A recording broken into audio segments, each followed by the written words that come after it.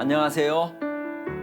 저는 SDA 36 외국어학원에서 목회를 하는 동안 100여 명 이상의 목회자들과 함께 사역을 하는 특권을 누렸습니다.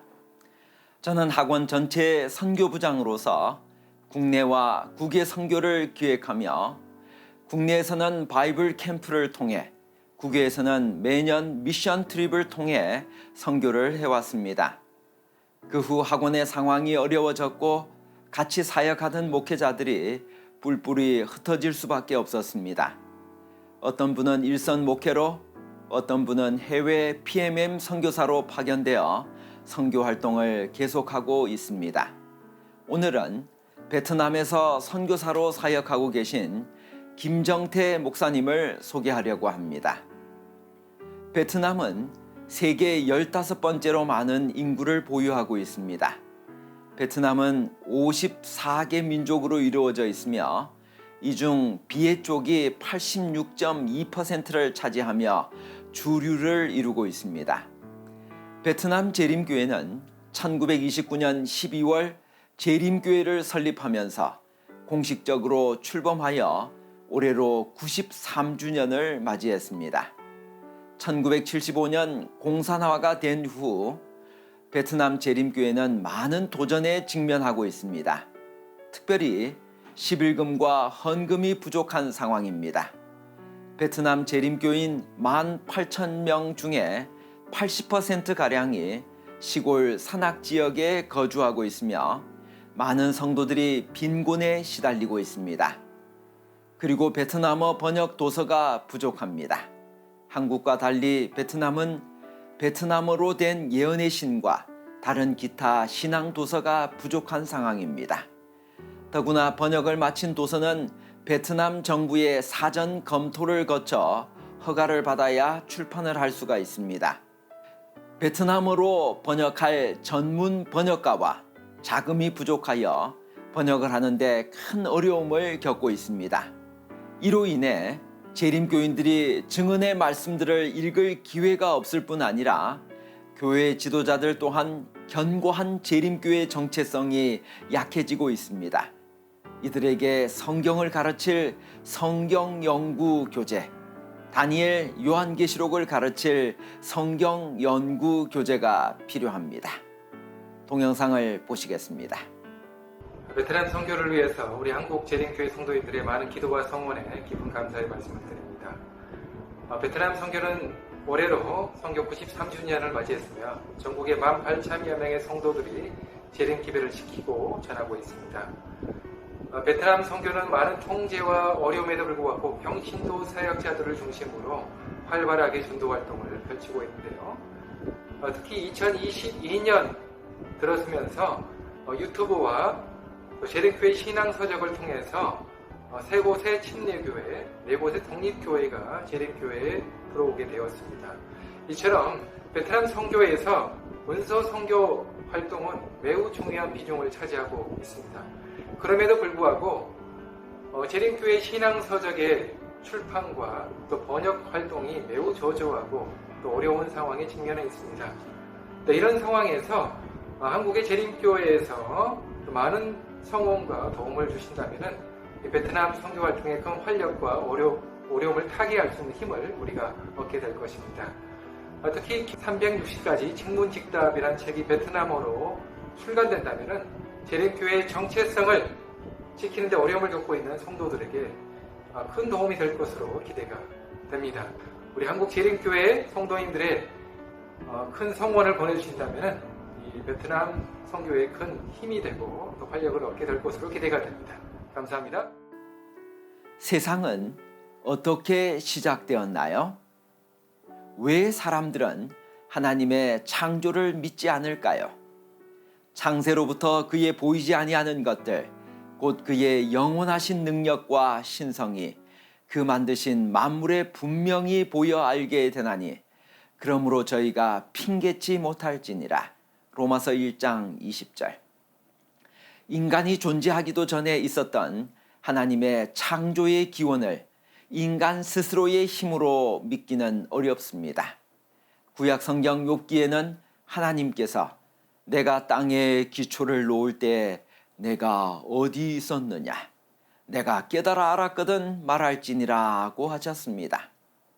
하나님의 창조를 믿지 않을 확실한 근거가 있나요?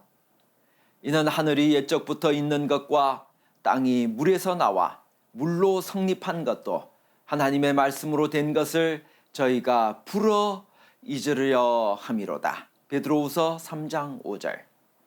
하나님의 창조를 믿지 않는 이유를 베드로후서 3장 5절은 풀어 잊으려 함이라고 답하고 있습니다. 이 말은 그들은 자신들의 의지로서 이것을 주목하지 않는다라고 옮길 수 있습니다.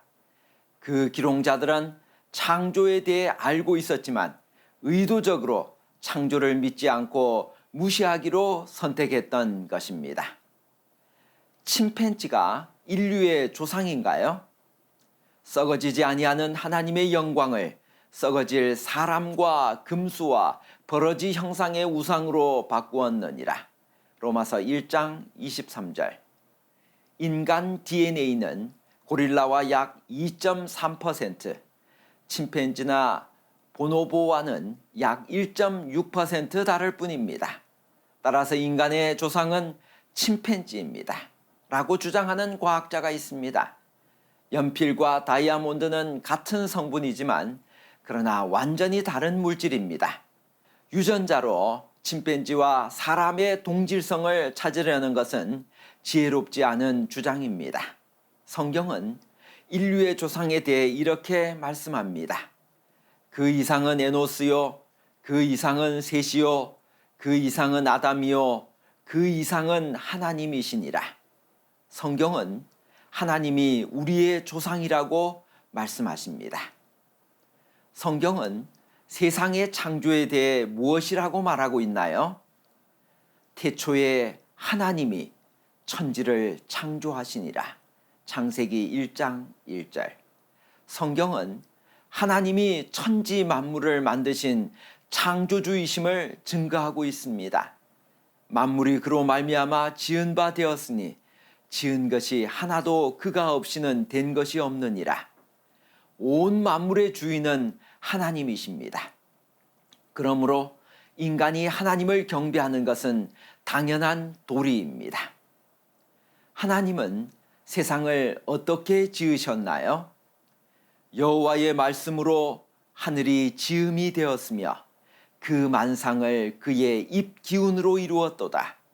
그가 말씀하심에 이루어졌으며 명령하심에 견고히 섰도다. 시편 33편 6절 9절. 하나님의 창조의 수단은 말씀이었습니다.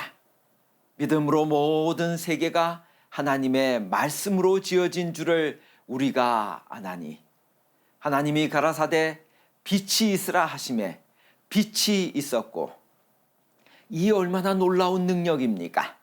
하나님의 말씀 속에는 창조의 능력이 있었습니다. 성자 하나님이신 그리스도께서 죽은 나사로를 향하여 나사로야 나오라고 명하셨을 때 나사로는 다시 살아나게 되었습니다. 이처럼 하나님의 말씀 속에는 놀라운 능력이 있습니다. 세상이 만들어졌다면 순서도 있을까요? 창세기 1장 3절. 하나님이 이르시되 빛이 있으라 하시니 빛이 있었고, 하나님께서 천지 만물을 창조하신 순서는 다음과 같습니다. 첫째 날에서 셋째 날까지 하나님께서는 공간을 창조하시고, 넷째 날에서 여섯째 날까지 공간 속을 채우셨습니다.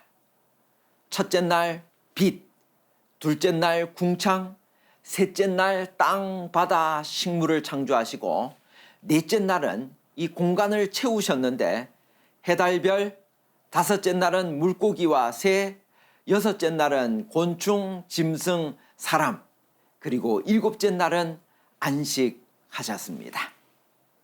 세상을 창조하신 후 하나님께서는 무엇을 하셨나요?